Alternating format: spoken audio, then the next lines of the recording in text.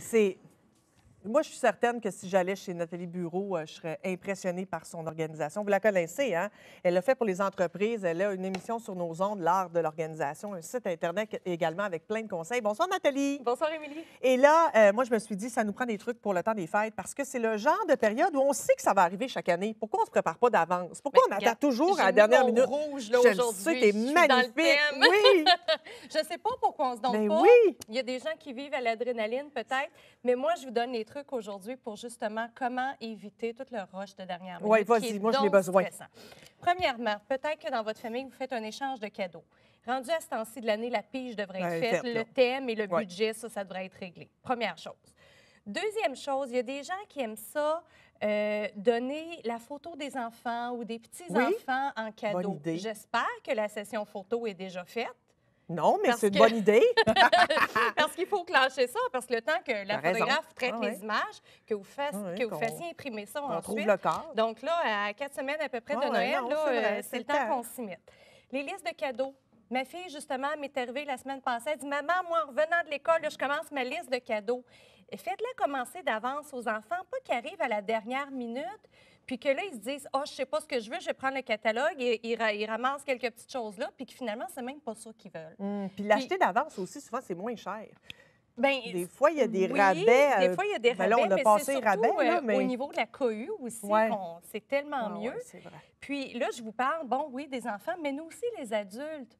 On a le temps de mijoter qu'est-ce que j'aimerais avoir, donc on se la commence, notre liste, longtemps d'avance. Donc, si ce n'est pas commencé, on s'attaque, on fait ça tout de suite.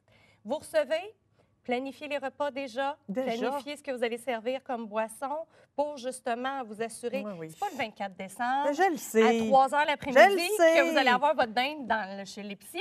Peut-être qu'il n'y en aura plus de dinde, OK?